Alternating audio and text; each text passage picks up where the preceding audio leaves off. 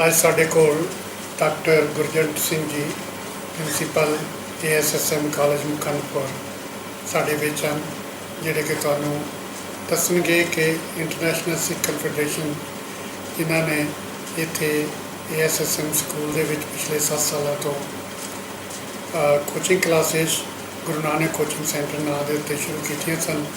ਇਹ ਇੱਕ ਬੜਾ ਲੰਬਾ ਸਫ਼ਰ ਤੈਅ ਕਰਕੇ ਇਸ ਕੋਚਿੰਗ ਸੈਂਟਰ ਨੇ ਕਈ ਚੰਗੇ ਰਿਜ਼ਲਟ ਪ੍ਰੋਡਿਊਸ ਕੀਤੇ ਨੇ, ਜਿਨ੍ਹਾਂ ਦੇ ਬਾਰੇ ਮੈਂ ਸਿੱਧਾ ਤੁਹਾਨੂੰ ਪ੍ਰਿੰਸੀਪਲ ਸਾਹਿਬ ਦੇ ਜ਼ੁਬਾਨੀ ਦੱਸਾਂਗੇ ਕਿ ਅਸੀਂ ਕਿਸ ਤਰ੍ਹਾਂ ਪਿਛਲੇ 8 ਸਾਲ ਦਾ ਸਫ਼ਰ ਜਿਹੜਾ ਤੈਅ ਕੀਤਾ ਹੈ।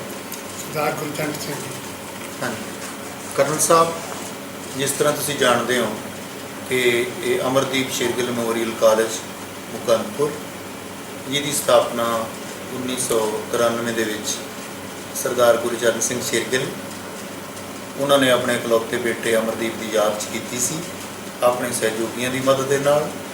ਇਹ ਕਾਲਜ ਪੇਂਡੂ ਖੇਤਰ ਦੇ ਵਿਦਿਅਕ ਮਿਆਰ ਦੇ ਵਿੱਚ ਇੱਕ ਮਿਸਾਲੀ ਕਾਲਜ ਬਣਿਆ, ਕਿਉਂਕਿ ਇਹਦੀ ਵਾਗਡੋਰ ਡਾਕਟਰ SS ਜੌਹਲ, ਜਿਹੜੇ ਕਿ ਇਸ ਵੇਲੇ ਇੰਟਰਨੈਸ਼ਨਲ ਸਿੱਖ ਕਨਫੈਡਰੇਸ਼ਨ ਦੇ ਵੀ ਸਰਪ੍ਰਸਤ ਹਨ, ਉਹਨਾਂ ਦੇ ਹੱਥਾਂ 'ਚ ਸੀ। ਤੇ ਇਸ ਕਾਲਜ ਨੇ ਲਗਾਤਾਰ ਪਲਾਂਘਾਂ ਪੁੱਟਦਾ ਰਿਹਾ ਤੇ ਫਿਰ ਜੁਲਾਈ 2007 ਦੇ ਵਿੱਚ ਇਹ ਕਾਲਜ ਗੁਰੂ ਨਾਨਕ ਦੇਵ ਯੂਨੀਵਰਸਿਟੀ ਅੰਮ੍ਰਿਤਸਰ ਨੂੰ ਹੈਂਡਓਵਰ ਕਰ ਦਿੱਤਾ ਗਿਆ।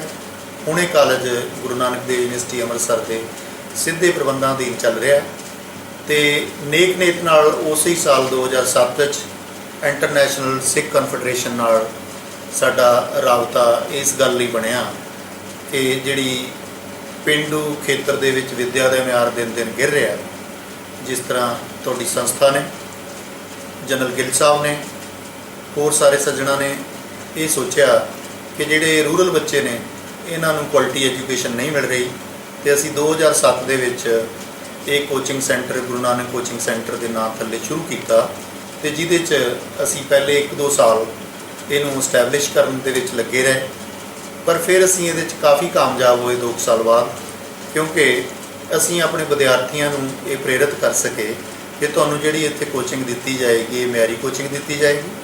ਤੇ ਉਹਦਾ ਸਦਕਾ ਅਸੀਂ ਲਗਾਤਾਰ ਰਿਜ਼ਲਟਸ ਦੇ ਵਿੱਚ ਵੀ ਇੰਪਰੂਵ ਕੀਤਾ, ਕਿਉਂਕਿ ਅਸੀਂ ਉਹਨੂੰ ਬੜਾ ਪਲਾਨ ਕੀਤਾ ਕਿ ਬੱਚਿਆਂ 'ਤੇ ਬਰਡਨ ਵੀ ਨਾ ਹੋਵੇ। ਅਸੀਂ ਕੀ ਕਰਦੇ ਸੀ ਕਿ ਅਸੀਂ ਹਰ ਸਬਜੈਕਟ ਨੂੰ ਹਰ ਵੀਕ ਦੇ ਵਿੱਚ 3 ਆਵਰ ਦਿੰਦੇ ਹਾਂ।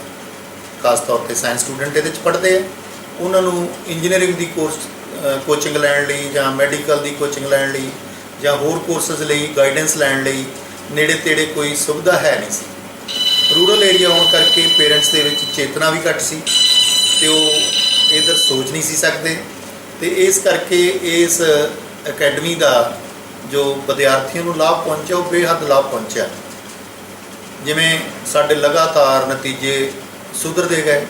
ਕੋਈ ਸਮਾਂ ਸੀ ਸਾਡੇ ਕੋਲ ਸਾਡਾ +1 ਦਾ ਵਿਦਿਆਰਥੀ ਸਾਇੰਸ ਦੇ ਵਿੱਚ ਟੌਪਰ ਮਸਾਂ 83-84% ਵਾਲੇ ਹੁੰਦੇ ਸੀ, 80% ਨੰਬਰਾਂ ਵਾਲੇ ਬੱਚੇ ਬਹੁਤ ਘੱਟ ਹੁੰਦੇ ਸੀ। ਪਰ ਹੁਣ ਬੜੀ ਖੁਸ਼ੀ ਦੀ ਗੱਲ ਆ ਕਿ ਸਾਡੇ ਕੋਲ 90+ ਨੰਬਰਾਂ ਵਾਲੇ ਬੱਚੇ ਵੀ ਜਿਹੜੇ ਨੇ ਉਹ 7-8 ਬੱਚੇ ਨੇ, ਤੇ ਮੈਰਿਟ ਜਿਹੜੀ ਆ ਉਹ 94.5 ਤੱਕ ਬੱਚਿਆਂ ਦੀ ਗਈ ਆ। ਤੇ ਲਗਾਤਾਰ ਬੱਚੇ ਇੰਜੀਨੀਅਰਿੰਗ ਕੋਰਸਾਂ ਦੇ ਵਿੱਚ, ਯੂਨੀਵਰਸਿਟੀਆਂ ਦੇ ਆਨਰ ਸਕੂਲਾਂ ਦੇ ਵਿੱਚ, ਤੇ ਮੈਡੀਕਲ ਵੱਲ, ਨਰਸਿੰਗ ਵੱਲ, ਹੋਰ ਪ੍ਰੋਫੈਸ਼ਨਲ ਕੋਰਸਾਂ ਵੱਲ, ਤੇ BSc ਲਈ ਸਾਡੇ ਆਪਣੇ ਕਾਲਜ ਦੇ ਵਿੱਚ ਜਿਹੜੀਆਂ ਕਿ 4-5 BSc ਚੱਲਦੀਆਂ ਨੇ। BSc ਮੈਡੀਕਲ ਆ, ਨਾਨ ਮੈਡੀਕਲ ਆ, ਕੰਪਿਊਟਰ ਸਾਇੰਸ ਆ ਤੇ ਇਕਨੋਮਿਕਸ ਆ। ਤੇ ਅਸੀਂ ਹੁਣ ਇਸ ਸਮਰੱਥਾ 'ਚ ਹੁੰਦੇ ਜਾ ਰਹੇ ਹਾਂ ਕਿ ਅਸੀਂ ਪੋਸਟ ਗ੍ਰੈਜੂਏਸ਼ਨ ਜਿਹੜੀ ਆ ਉਹ ਸਾਇੰਸ ਦੇ ਕਿਸੇ ਸਬਜੈਕਟ 'ਚ ਸ਼ੁਰੂ ਕਰ ਸਕੀਏ, ਕਿਉਂਕਿ ਇਹਦੇ ਲਈ ਟੀਚਰਾਂ ਦੇ ਵਿੱਚ ਵੀ ਉਤਸ਼ਾਹ ਹੈ। ਜਿਉਂ-ਜਿਉਂ ਗਿਣਤੀ ਵਧੀ ਆ, ਥੱਲੜੇ ਲੈਵਲ 'ਤੇ ਸਾਡੇ ਵਿਦਿਆਰਥੀਆਂ ਦੀ ਗਿਣਤੀ ਵਧਣ ਨਾਲ, ਕਿਉਂਕਿ ਸਾਡਾ ਫੀਡਰ ਸਕੂਲ ਆ, ਤੇ BSc ਦੇ ਵਿੱਚ ਵੀ ਜਿਹੜੀ ਗਿਣਤੀ ਵਿਦਿਆਰਥੀਆਂ ਦੀ ਉਹ ਲਗਾਤਾਰ ਵੱਧ ਰਹੀ ਹੈ।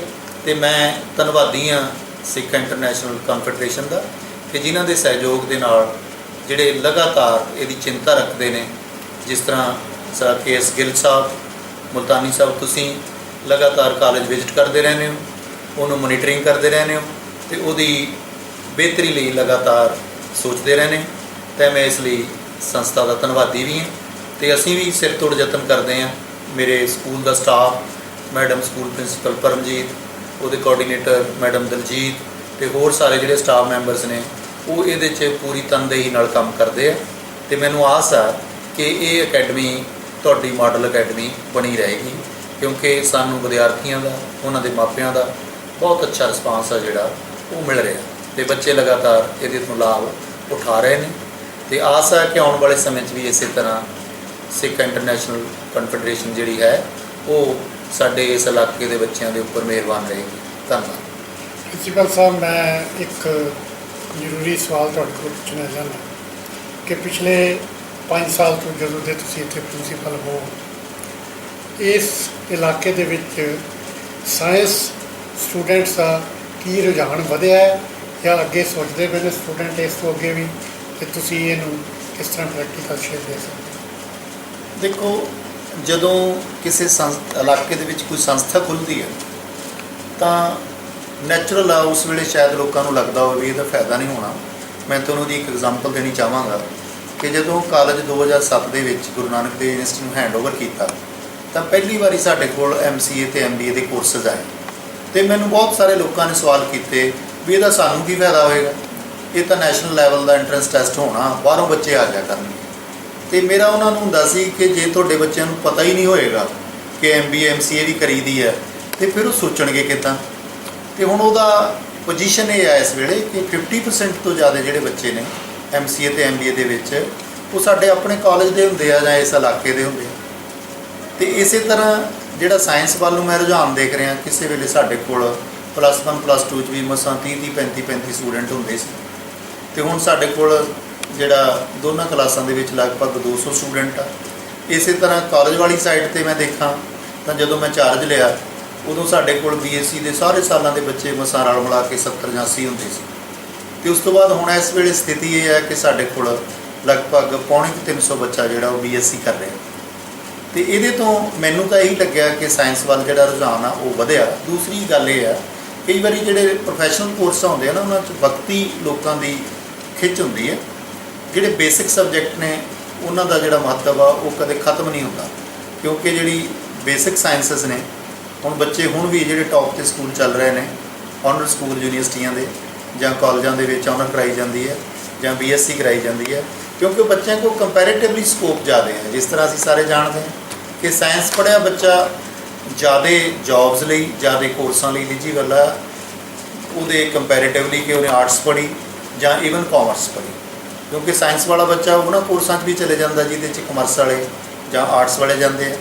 ਇਸ ਲਈ ਅਸੀਂ ਇਹ ਪ੍ਰਚਾਰ ਵੀ ਕੀਤਾ। ਮੈਨੂੰ ਇਹ ਲੱਗਿਆ ਕਿ ਇਲਾਕੇ ਦੇ ਵਿੱਚ ਸਾਇੰਸ ਪ੍ਰਤੀ ਲੋਕਾਂ ਦਾ ਜਿਹੜਾ ਰੁਝਾਨ ਆ ਉਹ ਕਾਫੀ ਵਧਿਆ। ਦੂਸਰਾ ਇਹ ਹੈ ਕਿ ਆਲੇ ਦੁਆਲੇ ਵੀ ਜਿਹੜੇ ਸਕੂਲ ਖੁੱਲ੍ਹੇ ਨੇ ਉਹਨਾਂ 'ਚ ਵੀ ਸਾਇੰਸ ਸਟੂਡੈਂਟ ਕਾਫੀ ਆਏ। ਸਾਡੇ ਕੋਲ ਤਾਂ ਵਧੇ ਹੀ ਨੇ। ਸਾਨੂੰ ਹਾਲਾਂਕਿ ਕਿਸੇ ਵੇਲੇ ਇਹ ਵੀ ਲੱਗਦਾ ਸੀ ਕਿ ਜੇ ਆਲੇ ਦੁਆਲੇ ਹੋਰ ਕਿਸੇ ਸਕੂਲ 'ਚ ਸਾਇੰਸ ਸ਼ੁਰੂ ਹੁੰਦੀ ਹੈ ਸ਼ਾਇਦ ਸਾਡੇ ਵਿਦਿਆਰਥੀਆਂ 'ਤੇ ਅਸਰ ਪਏਗਾ, ਪਰ ਅਸੀਂ ਇਸ ਗੱਲ 'ਤੇ ਫਿਰ ਕਨਫਰਮ ਸੀਗੇ ਕਿ ਜਿਹੜੇ ਬੱਚੇ ਸਾਡੇ ਕੋਲ ਆਉਣ ਵਾਲੇ ਨੇ ਉਹ ਸਾਡੇ ਕੋਲ ਹੀ ਆਉਣਗੇ, ਕਿਉਂਕਿ ਹਰ ਸੁਸਾਇਟੀ ਦੇ ਵਿੱਚ ਬੱਚਿਆਂ ਦੇ ਗਰੁੱਪ ਹੁੰਦੇ ਆ, ਇਨਕਮ ਵਾਈਜ਼, ਬ੍ਰੇਨ ਵਾਈਜ਼ ਜਾਂ ਚੇਤਨਾ ਵਾਈਜ਼, ਉਹ ਸਾਰਾ ਇਸ ਤਰ੍ਹਾਂ ਚੱਲਦਾ ਰਿਹਾ। ਤੇ ਮੈਨੂੰ ਲੱਗਦਾ ਕਿ ਸਾਇੰਸ ਦੀ ਸਥਿਤੀ ਹੈ ਜਿਹੜੀ ਉਹ ਬਿਹਤਰ ਆ, ਹਮੇਸ਼ਾ ਦੀ ਤਰ੍ਹਾਂ ਇਹ ਡੋਮੀਨੇਟ ਕਰਦੀ ਰਹੇਗੀ। ਇਹ ਸਨ ਪ੍ਰਿੰਸੀਪਲ ਸਰਦਾਰ ਡਾਕਟਰ ਗੁਰਚਰਨ ਸਿੰਘ ਸੀ, ਜਿਨ੍ਹਾਂ ਨੇ ਇੰਟਰਨੈਸ਼ਨਲ ਸਿੱਖ ਕਨਫੈਡਰੇਸ਼ਨ ਦੀਆਂ ਪਿਛਲੀਆਂ 7 ਸਾਲ ਦੀ ਐਕਟੀਵਿਟੀ ਦੇ ਉੱਤੇ ਚਾਨਣਾ ਪਾਇਆ। ਅਸੀਂ ਡਾਕਟਰ ਸਾਹਿਬ ਤੁਹਾਡੇ ਬੜੇ ਧੰਨਵਾਦੀ ਹਾਂ, ਅਤੇ ਅਸੀਂ ਇਹ ਤੁਹਾਨੂੰ ਵਿਸ਼ਵਾਸ ਦਿਵਾਉਂਦੇ ਹਾਂ ਕਿ ਆਉਣ ਵਾਲੇ ਸਾਲਾਂ ਦੇ ਵਿੱਚ ਇੰਟਰਨੈਸ਼ਨਲ ਸਿੱਖ ਕਨਫੈਡਰੇਸ਼ਨ ਹਮੇਸ਼ਾ ਤੁਹਾਡੇ ਹਰ ਬੁਲਾਵੇ 'ਤੇ ਖੜੀ ਰਹੇਗੀ ਔਰ ਹਰ ਤੁਹਾਡੀ ਆਸ ਉਮੀਦ 'ਤੇ ਪੂਰੀ ਕਰੇਗੀ। ਥੈਂਕ ਯੂ ਸਾਹਿਬ, ਬਹੁਤ ਮਿਹਰਬਾਨੀ।